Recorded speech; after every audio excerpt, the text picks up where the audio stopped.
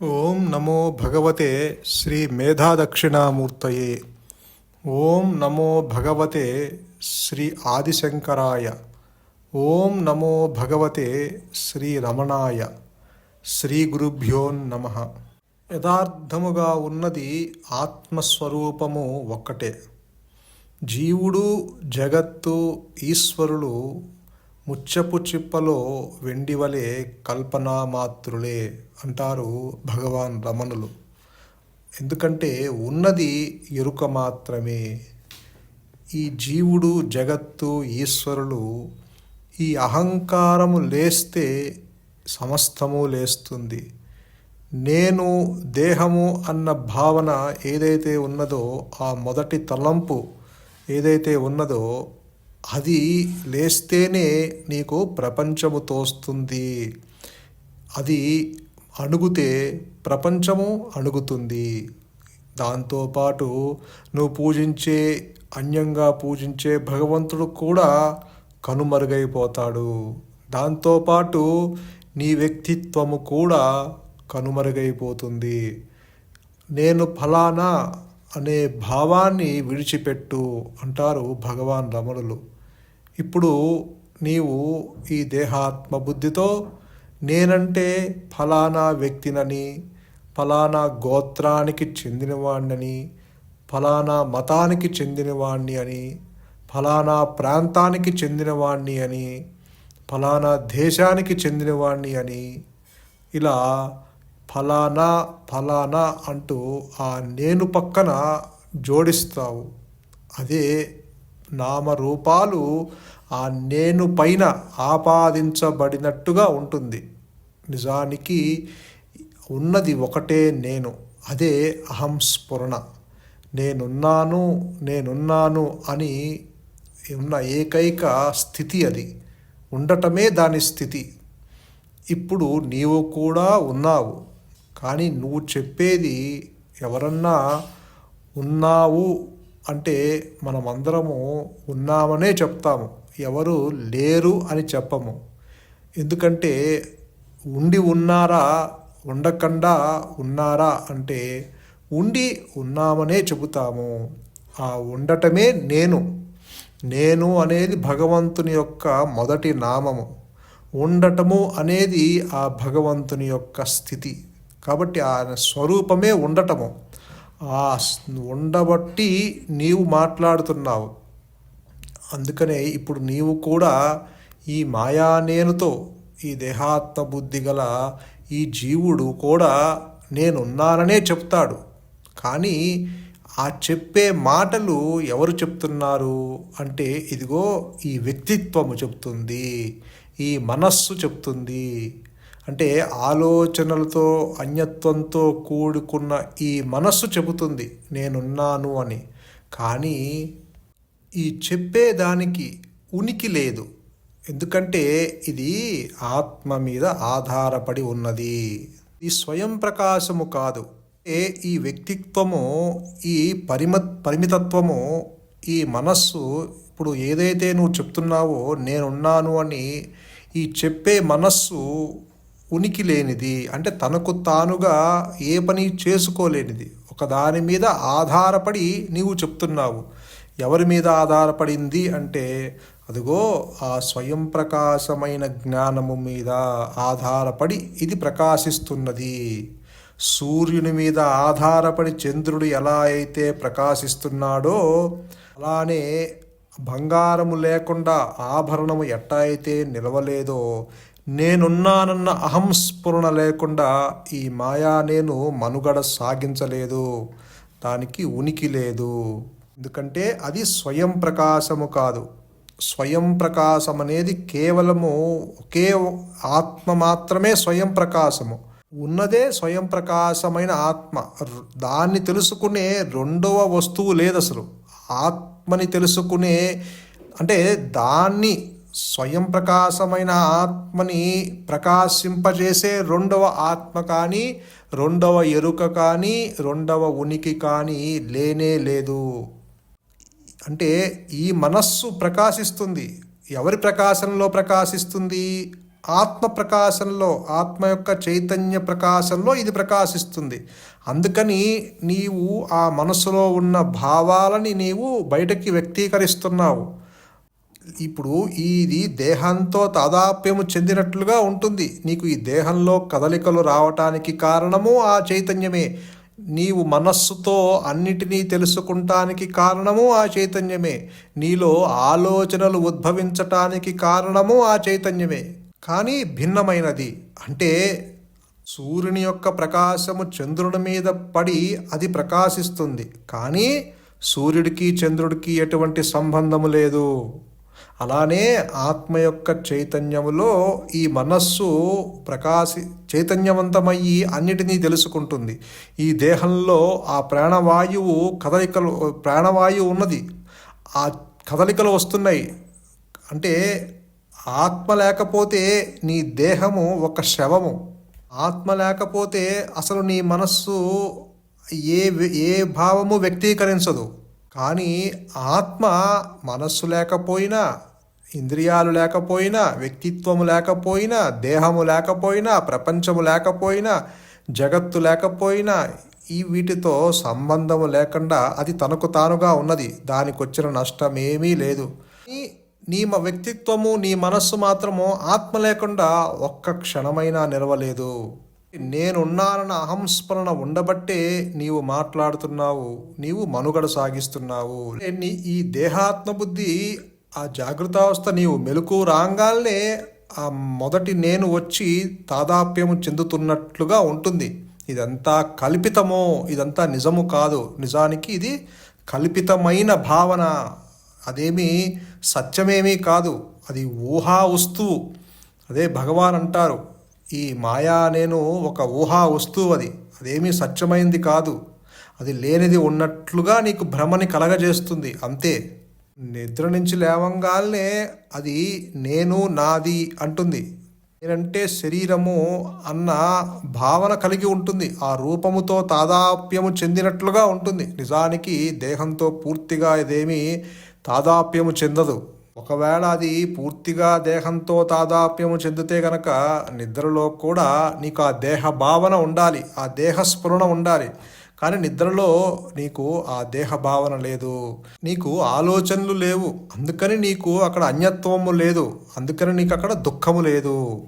దుఃఖము లేని మాట వాస్తవమే, కానీ అట్ ది సేమ్ టైం నీవు ఆ సుఖాన్ని, ఆ శాంతిని ఎరుకతో నీవు అనుభవించలేకపోతున్నావు, ఎరుకతో గ్రహించలేకపోతున్నావు.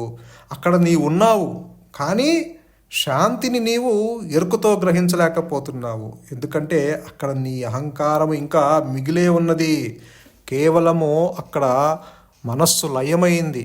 లయనమైన మనస్సు మళ్ళీ జాగృతావస్థ రాగానే మేల్కొని దేహాత్మ భావన కలిగి ఉన్నది. మళ్ళీ ఆలోచనలు ఆ దేహాత్మ భావనని, ఆ మొదటి లేనుని కేంద్రంగా చేసుకొని మిగతా ఆలోచనలు వస్తున్నాయి. అందుకని నీకు మళ్ళీ అక్కడ దుఃఖం ఏర్పడింది. అంటే జాగృతావస్థలో దుఃఖము, నిద్రావస్థలో సుఖము. ఇంతకీ నీ స్వరూపం ఏంటి మరి? అదే నేను జాగృతావస్థలో ఉన్న నేనే హాయిగా పడుకొని సుఖంగా పడుకున్నానని చెప్తుంది. అదే నేను సూక్ష్మ శరీరంతో కలలు కని మళ్ళీ పొద్దున్నే లేచి కళ అసత్యం అంటుంది. అవస్థకి మారుతూ ఉంది నీ యొక్క స్థితిగతులు. ఇంతకీ నీ స్వరూపం ఏంటి? నీ స్వరూపము సుఖమా, దుఃఖమా?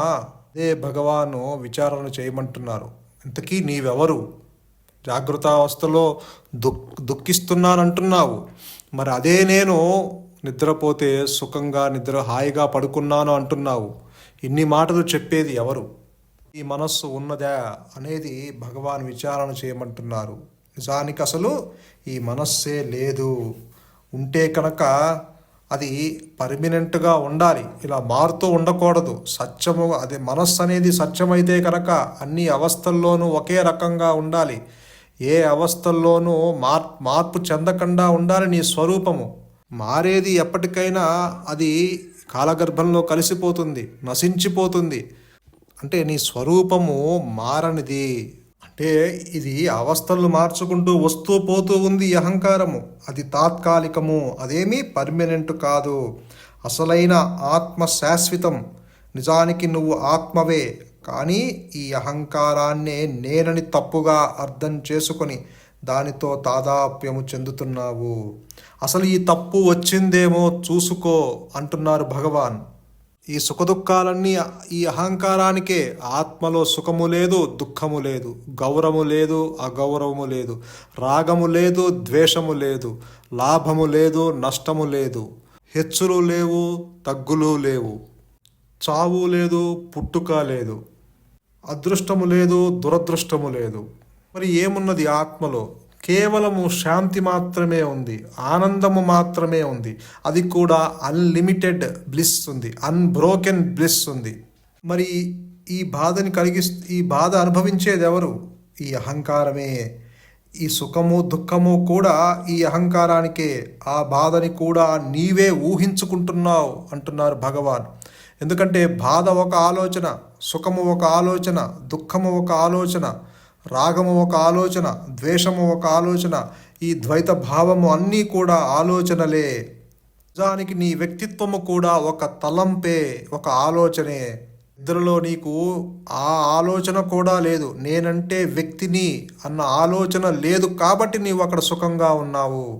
మరి జాగృతావస్థలో నీకు ఆ ఆలోచన వచ్చింది కాబట్టి నీకు దుఃఖంగా ఉన్నావు. కాబట్టి నువ్వు ఏ ఆలోచనలు లేని స్థితిని అలవాటు చేసుకుంటాం ఎంతైనా అవసరం. అంతవరకు నీ ప్రయత్నము అవసరం అంటారు భగవాన్. ఆ మాత్రము ఎఫర్ట్ పెట్టాల్సిందే అంటారు. ఎందుకంటే ఆలోచనలు లేని మనస్సే ఆత్మ. ఆ కాన్షియస్ ఆధారంగా, ఆ ఎరుక ఆధారంగా ఆలోచనలు ఉద్భవిస్తున్నాయి. ఆలోచనలు ఉద్భవించిన కాన్షియస్లో ఎటువంటి తేడా లేదు, ఆ యొక్క చైతన్యంలో ఎటువంటి తేడా లేదు. చైతన్యాన్ని ఆధారం చేసుకొని నీవు ఆలోచిస్తున్నావు. నీవు ఆలోచించకపోతే నీవు చైతన్యంగానే ఉంటావు, కాన్షియస్గానే ఉంటావు, ఎరుకగానే ఉంటావు. అందుకే అంటారు భగవాన్, ఈ అహంకారాన్ని తొలగిస్తే మిగిలేదల్లా ఆత్మే. వాస్తవంలో అసలు ఈ అహంకారం అంటూ ఏమీ లేదు అంటారు భగవాన్. ఇక్కడ తొలగించమంటూ కూడా ఏమీ లేదు. సమస్య ఉంటే పరిష్కారం ఉంటుంది, సమస్య లేకపోతే అసలు పరిష్కారమే లేదు. కాబట్టి ఇక్కడ భగవాన్ ఏమంటారు, ఆ వ్యక్తిత్వం ఏదైతే ఉందో అది మాయా కల్పితము, అది నీ మనస్సు చేసిన ఒక కల్పితము మాత్రమే. దట్ ఈస్ నాట్ ట్రూ, అదేమీ సత్యము కాదు అంటారు. చీకటిలో నీవు త్రాడుని చూసి పామనుకున్న మాట వాస్తవమే అయినా అక్కడ వెలుగులో నీవు వచ్చేటప్పటికి ఇక్కడ ఉన్నది త్రాడు మాత్రమే అన్న జ్ఞానము నీకు స్ఫురిస్తే అప్పుడు నీకు అక్కడ పాము లేదన్న జ్ఞానము కూడా నీకు స్ఫురిస్తుంది ఎట్ ది సేమ్ టైం.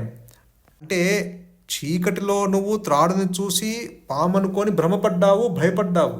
ఎప్పుడైతే నీవు వెలుగులోకి వచ్చి అక్కడ టార్చ్ లైట్ పెట్టి చూసావో, ఆహా ఇక్కడ ఉన్నది త్రాడు మాత్రమే అన్న జ్ఞానము నీకు కలిగింది. అలాగే పాము కూడా లేదు అన్న జ్ఞానము కూడా కలిగింది. అంటే నిజానికి పాము ఉందా? లేదు. త్రాడేమన్నా పాముగా మారిందా? కాలేదు.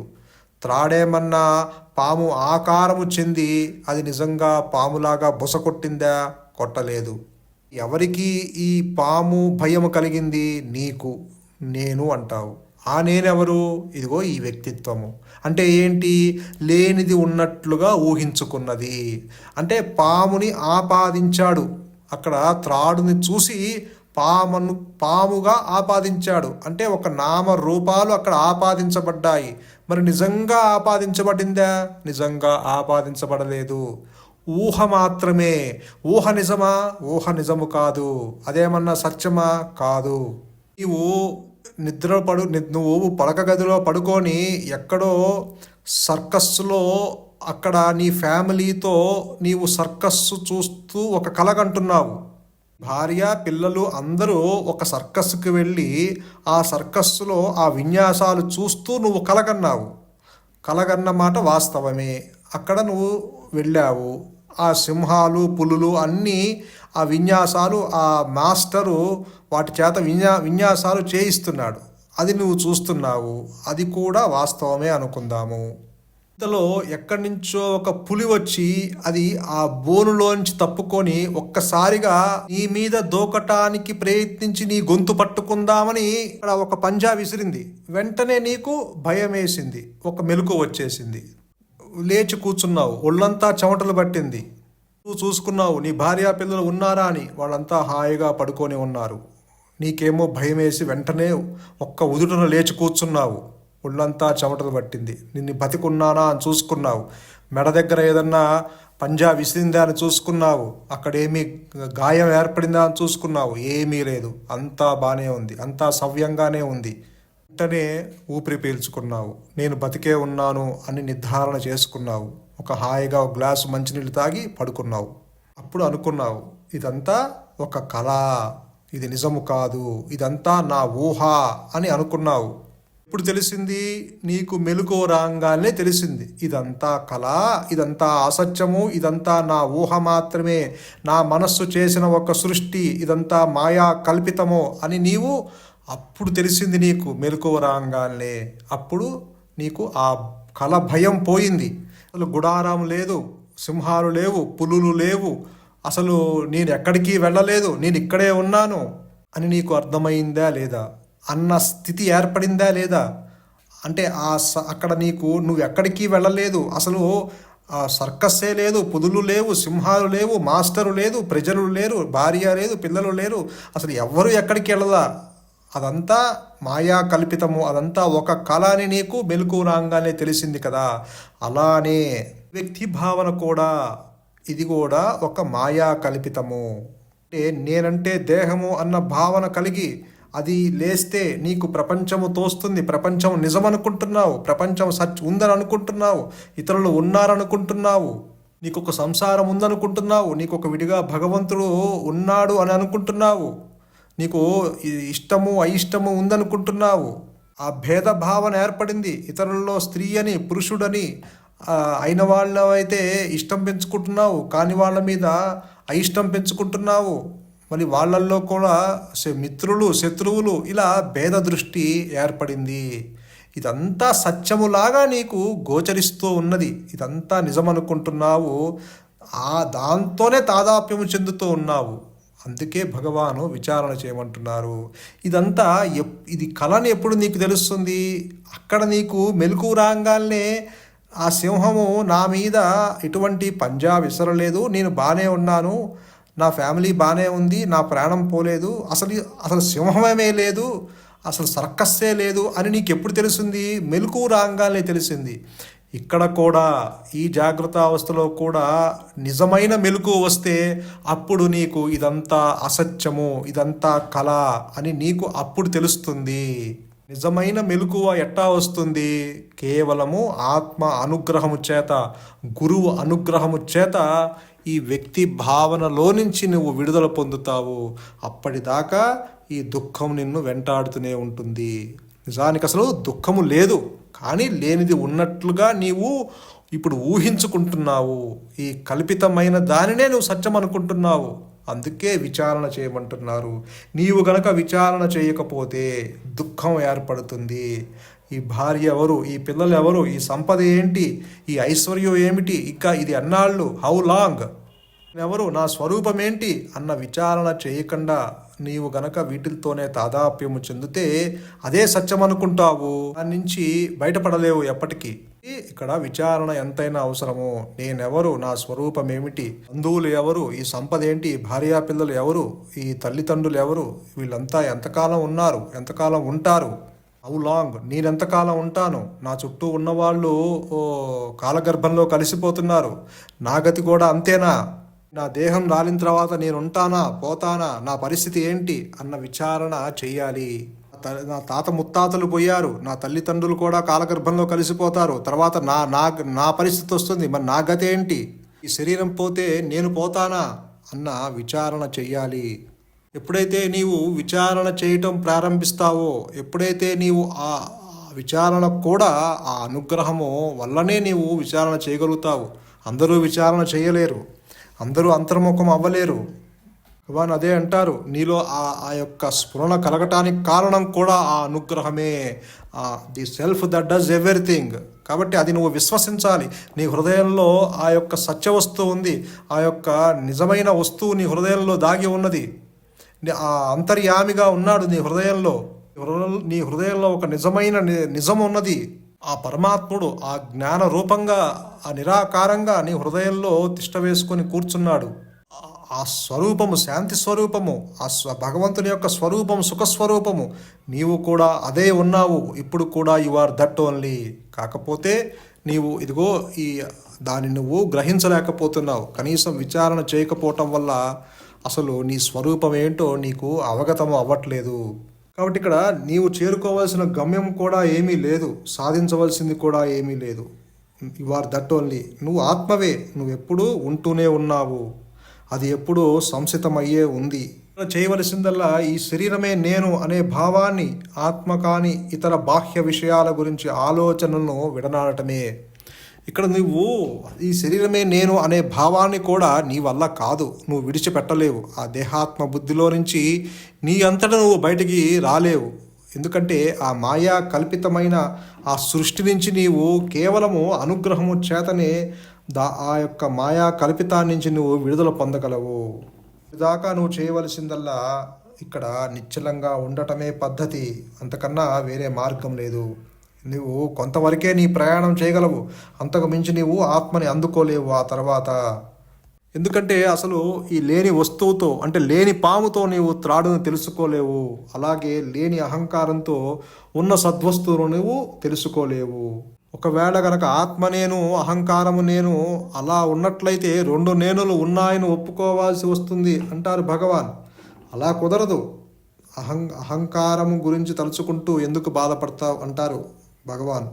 కాబట్టి ఇక్కడ నీకు ఆ అహంకారము ఉద్భవించిందేమో గమనించు, దాని గురించి చింతించుకుంటూ కూర్చోకు. ఈ అహంకారం ఏంటి, అది అసలు ఎలా వచ్చింది అన్న దానికన్నా అది అసలు ఉద్భవించిందేమో గమనించు, అది పుట్టిందేమో విచారించు అంటారు. ఒకవేళ నీకు విచారణ చేత కాదా, ఆ యొక్క ఉच्चतर శక్తికి, ఆ పరమాత్మునికి, ఆ నిరాకారానికి, ఆ జ్ఞాన స్వరూపునికి, ఆ నీలో ఉన్న ఆ హృదయానికి, ఆ సద్వస్తువుకి శరణాగతి చెందు. అప్పుడు ఆ అహంకారము అనుగ్రహంతో పూర్తిగా నశిస్తుంది.